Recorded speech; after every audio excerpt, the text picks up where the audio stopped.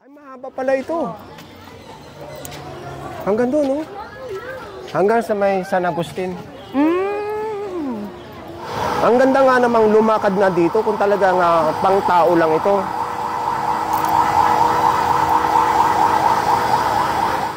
Pero itong bazaar dito, o food court, every Saturday and Sunday, from 9 to 9. 9 a.m. to 9 p.m. Magandang umaga sa inyong lahat. Good morning po. Nandito tayo ngayon sa may loob ng Intramuros. At tayo gagala at meron lang kaming i-update para sa inyo. Dahil itong Intramuros sa kayong Fort Santiago ay itong pinakamalapit na tourist destination dito sa Metro Manila. Anong araw nga pala ngayon, sweetie? January 24, Saturday. At sa oras na 9 a.m. po. Oh, mainit na. Sobrang init na. Siyempre, ang una nating hahanapin pag pupunta kayo dito ay parking area. Yon ang problema dito. Kaya nasa loob kami ng parking area ngayon. Yon ang pinaka-importante. Malaking parking area. Maraming parking area dito, lahat may bayad. Minsan, pagka may nagtatawag sa inyo na dyan sa side street, magpapark kayo, minsan sisingilin kayo ng 100 pesos. Depende sa itatagal ninyo. Ngayon kung dito kayo sa may secure, dito sa, ipapakita ko sa inyo mamaya, i-guide ko kayo, 50 pesos flat rate. From 6 a.m. to 8 p.m. Ganun karamihan dito yung mga secure na parking area, 50 pesos ang bayad. Flat rate. Okay, tara! Let's go! Ito yung Manila Cathedral na sa tapat lang ng parking area na kung saan nandito tayo ngayon. I-guide namin kayo kung paano pumasok dito. Ayan yung Anda Circle. Ngayon papasok kayo siyempre dito sa Arco. Papasok ng Intramuros. O ayan, unang kanto, kanan. Itong Arzobispo. Kanan kayo dito, mga 100 meters lang, dalawa ang parking area dyan. Dito sa kanan, sa likod lang ng building na ito, after ng building na yun, ayun sa kaliwa, doon tayo nakapark. Ngayon kung makakapark kayo dito, dalawa na ang pwede nyong puntahan. Ay sweetie, itong papunta ng Fort Santiago, ito naman yung Manila Cathedral. Ang daming mga nagtutur. Oo, ay Saturday ngayon. Lahat yan papunta ng Fort Santiago. Maganda na raw dyan ngayon sa loob. Minsan bibisitahin din natin yan. Pero dito muna tayo sa sinabi kong i-update namin kayo sa isang kalsada rito. Kasi baka iniisip nyo, pwede pa kayong pumasok. Eh ngayon, hindi muna. Dahil ginagawa. At pinapaganda. Ito yung sinasabi kong sinara, pansamantala. Ayan yung Manila Cathedral. At ito naman yung opposite street. Yan ang papunta ng Fort Santiago. Ngayon, ready ka ba, sweetie, maglakad? Hanggang doon sa dulo sa may pamantasan ng Manila. Ako sanay sa lakaran sa clearing Dito na lang ako. Sige, dito tayo sa malilim. Kasi doon sa may unahan, maganda na yung daan. Sarap sumakay. Huwag ka muna mag-isip na sasakay tayo dahil tayo maglalakad. Ang tagal din nating hindi nakapasyal dito, no? Nung kumain tayo dyan sa Nakalimutan ko na, ilalagay ko na lang yung yung link ng mga gala natin dito sa Intramuros sa Fort Santiago. Nag-uumpisa pa lang ako noon. Ilalagay ko sa description ng ating video dahil yung mga popular destination dito ay naikot ko. Kumain tayo dyan sa may likod ng nitong katedral. Oo nga, nalimutan ko ng pangalan. Ilalagay ko lang sa screen. Ang sarap po mag-breakfast doon. Ayan dyan tayo nakapark. Yan, tapos pwede tayong, tapos pwede tayong dumaan dyan. Yung lumusot, lumusot. May lusutan dyan. Ngayon, kaya lang doon tayo nag-umpisa kayo sa may arko para mai-guide namin kayo. Eh, lulusot na sana kami dyan, papunta dito sa may simbahan. Ayan, tagos na dito sa kalsada. May ikakasal, ayan, no, may bababa. Sige, gusto mo makita? Oo. Ay, hindi yan bababa kasi bubuksan pa yung door. Ang daming tao, nakakatuwa. Oo. Somebody na picture na, sabi ni... Babaybayin natin ito. Sasama tayo sa mga estudyante. Aray Ay, ko. sorry. Sige. Sorry.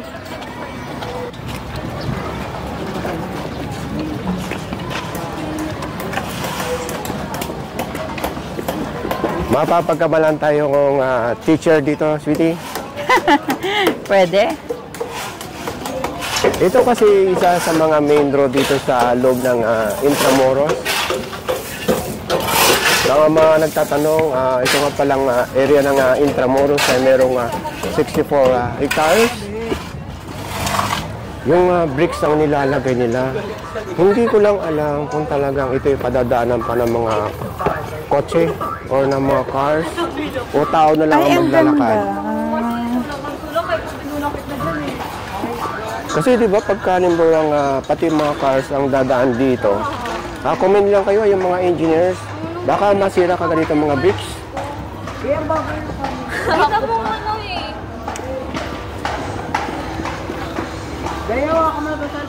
Mukha mo.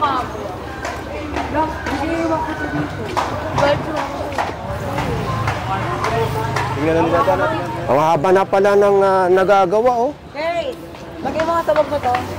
At yung hindi lang pala yung kalsada sweet yung ginagawa, pati yung sidewalk. Ganda. Oo. Parang hindi pwedeng daanan ng sasakyan to da.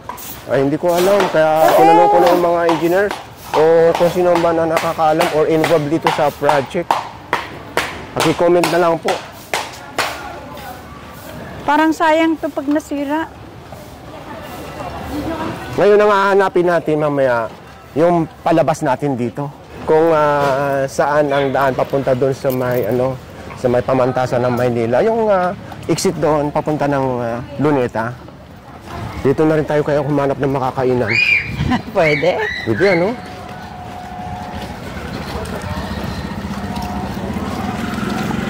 Plaza Zuela de Santa Isabel. Na-picture na rin natin yan at inalam ko kung anong history niya ng Plaza Isabel. Madadaanan na lang din natin. Ipabasa ko na.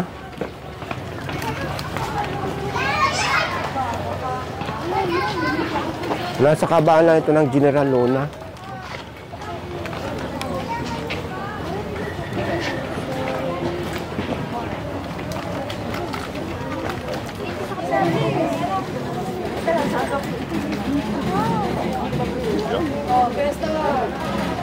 Masama na para isang pwestuhan na.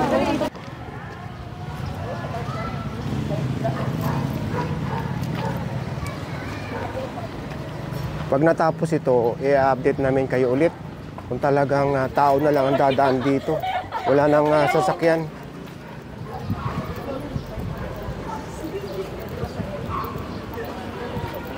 Marami na palang mabibili dito sa entrada pa lang. Kabubukas pa lang nila. Hello, kasama po kayo dito? Ay, hello, kasama pala ng mga pasagalaan. Good morning. Oh, anong oras ba nag-start itong? Mga 9 o'clock, 9:30 ganun.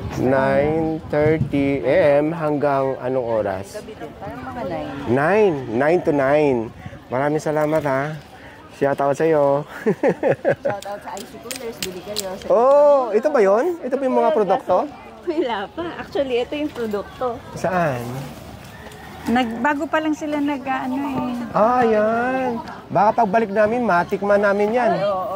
Okay. Ay, isa lang. Sige. Ay, mahaba pala ito. Hanggang doon, no? Hanggang sa may San Agustin. Ay, ito, oh. Dati kasi, mayroong mga nag-aalok ng parking space dito. Yan, lugar na ito. Ngayon, wala. At ito na yung San Agustin Church.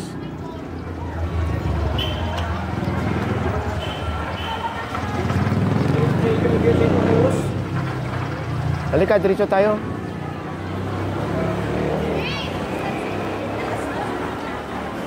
Kung ito yung ilalagay sana, instead na bricks, talagang pwedeng daanan ng sasakyan dahil bato ito eh, di ba? Oo. Matibay.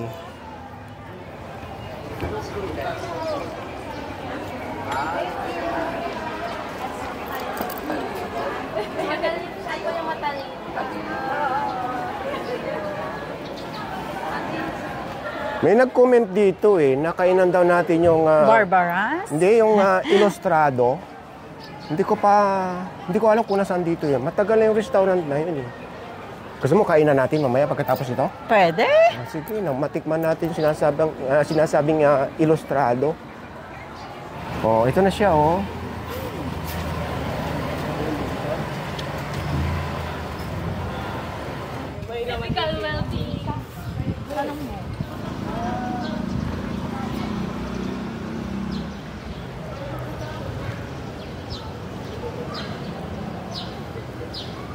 We're open, Starbucks. May Starbucks pala dito? Bago ito? Oh, lala, vanilla. Oh. Mamaya pagbalik natin, pasukin nga natin. Oh, sa harap ng Starbucks ito, maraming kainan.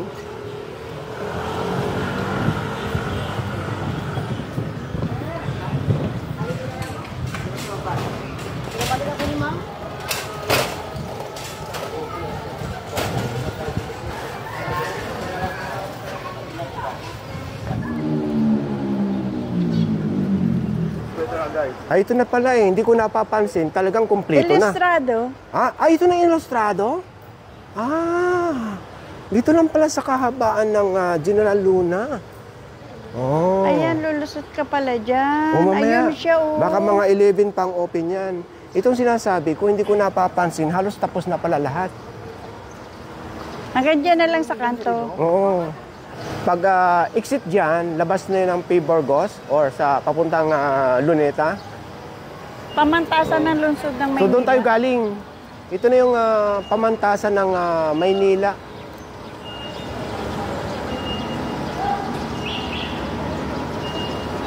So ang ganda nga naman kung talagang pang tao lang ito, ano? Kaya ang ganda may na maglakad. dumadaan nga eh. Oo. Ito na yung palabas ng P. Burgos or papunta ng Luneta. Ito na yung kanto ng General Luna saka ng Moralia. Ito naman papunta ng Mapua or Lyceum. Hindi Yan ang mga- General Luna. Ngayon kung gusto niyo mag-ikot dito at makita yung mga most tourist destination dito sa loob ng Intramuros, ito, pwede nyo arkilan itong ano naman tawag dyan, pedicab, saka ito, e-bike. 350 per person, isang oras. Yung mga yan. Ito yung view pabalik ng Manila Cathedral. Dadaan na lang natin yung Starbucks. Titignan natin yung loob.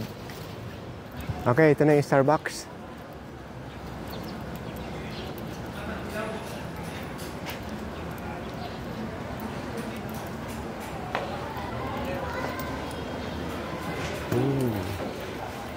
Malaki pala yung al fresco dito.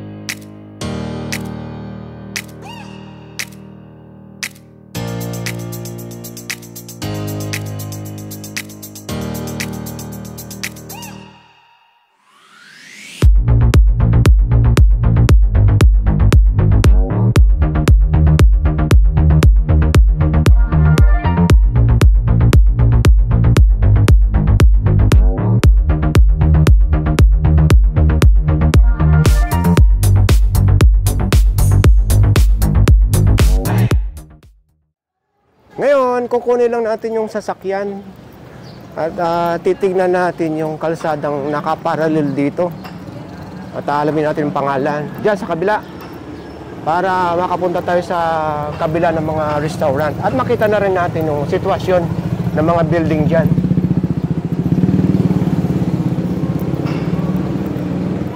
Yung ali, oh. Parang meron na namang gustong kainin dito.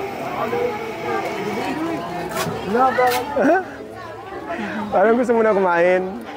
Saya kaya. Oo nga, oh. Di ba? Oo. Masaya dito, lalo nga pagka weekends. Pero itong bazaar dito, or food court, every Saturday and Sunday, from 9 to 9. 9 a.m. to 9 p.m. Mango sa ako. Oo. After mango na. Ako pala lang yung base. Tsaka yung dami ng base. Teka, saglit. Pwede pang isa lang? Apo, ma. Ayan. Nagustuhan ni Sweetie. Ano ba sa inyo? Mango. Masarap sana yung natin. Four season yun, sir. Four seasons. Ano nga ba ito? Dragon fruit, papaya. Melon, pakwan. Oh, Saya. magkano ang isa nito? Ano daw isa niyan? Magkano ang 85. Ito po yung bayad. So, yan ba yan? Oo. Ang dami Diba? pala. Parang Saya. kayo ang pinakamabinta dito. Oh. Masarap po yan.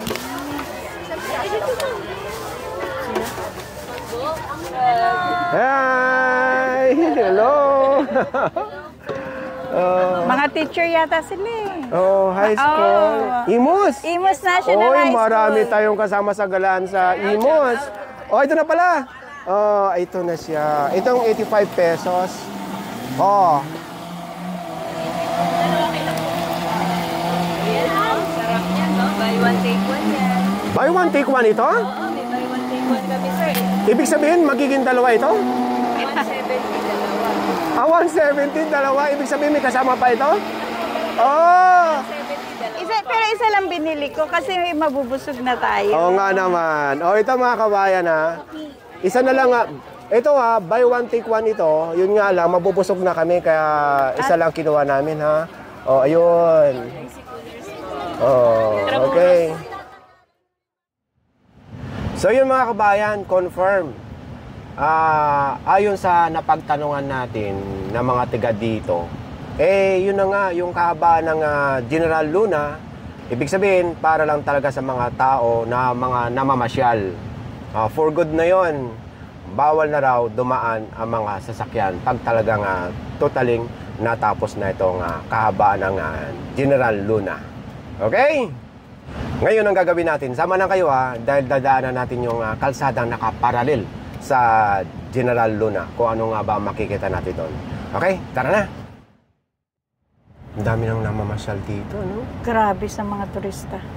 Lalo na bukas siguro dyan sa Fort Santiago. Kasi tingnan niyo yung mga bus na ito, oh. Ang dami. Nilada na mo kanina yung nakasalubong natin, di ba? Ang ganda nga na tingnan, oh, yung gumugulong na yan, oh. Ano gumugulong? Oh, ayan na yung General Luna. Diyan tayo kanina.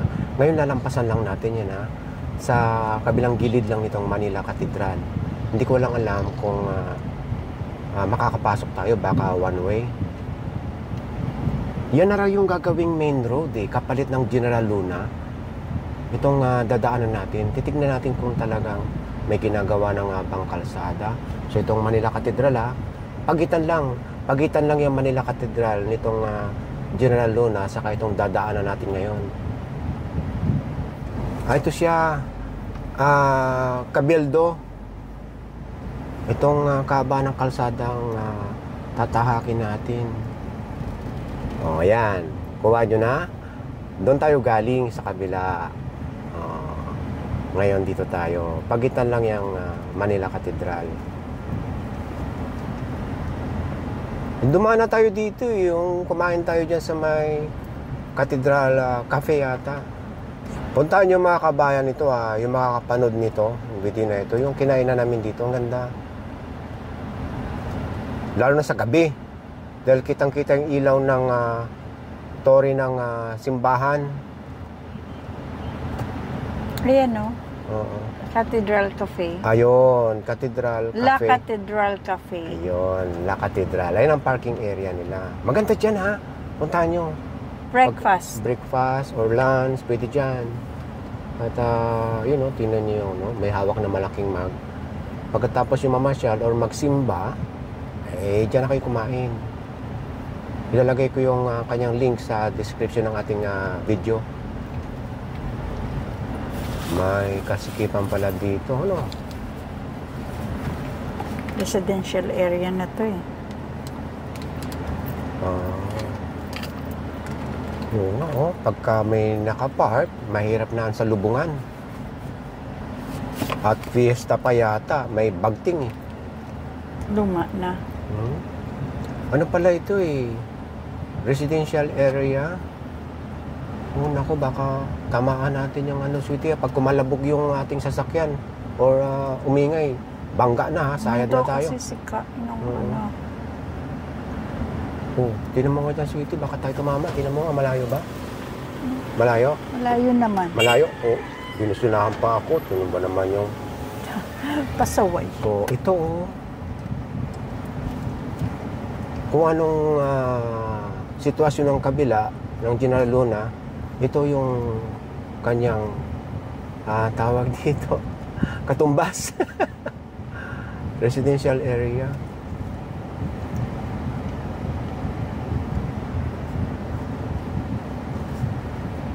Oh, ang tataas oh.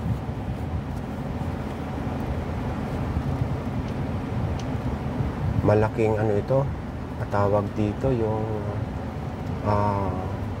road construction pagka dito lahat pinadaan.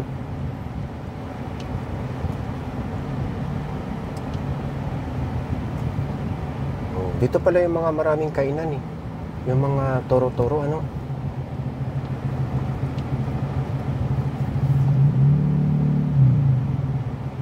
Oh. Ano bang tawag dito, sweetie? Settlers? Ha? Hindi ko alam na kasi mahirap na baka. Oo, mga baka hindi ko alam. Oh, ito pala oh. Oh. Ito yung area. Ang ganda sa kabila oh. Marami palang mga residential area dito. Baka lumampas tayo dun sa ano sa Ilustrado, nakakainan natin. Para malaman natin yung mga pagkain o yung mga presyo. Makikita sa natin maganda ito mga residential dito pagka hindi tayo nakaharap sa araw.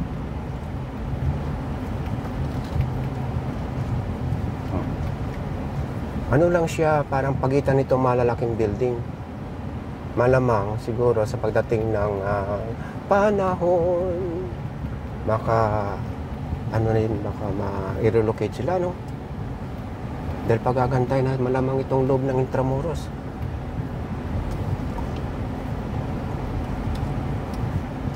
Wala ba nakalagay na sign na one way dyan? Baka tayo napapasok na sa, ano, sa one way.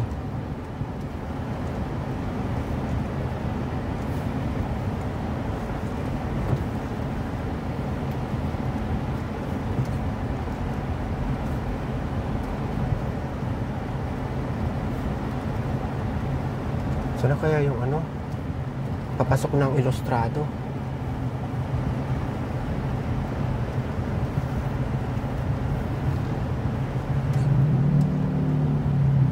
Gusto ko dyan, kuya, baka naman kita mabangga. Ito pa lang yata yung katapat ng ano, ng San Agustin, no?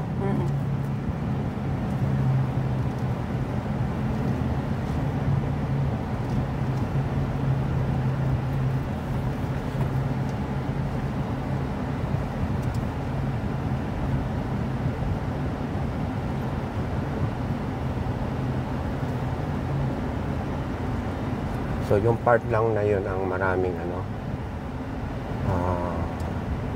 mga bahay.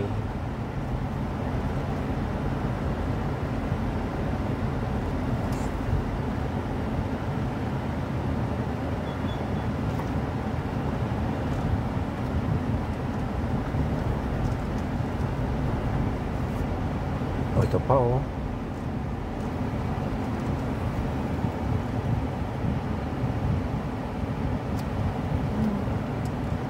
Hindi kaya dito na. Hindi pa. Ito Ito siguro.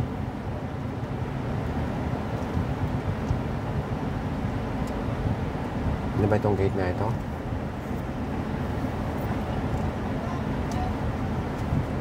Lotto! Nako, grabe ang Lotto na yung controversial na yan, ano?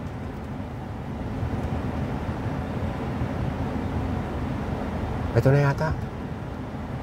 Kita ko yung luma na yung ano, yung building.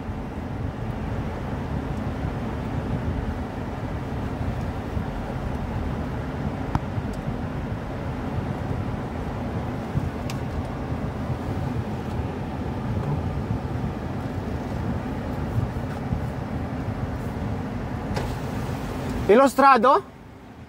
Ayan, ilustrado. Ito na. Okay, ito na. Ayan.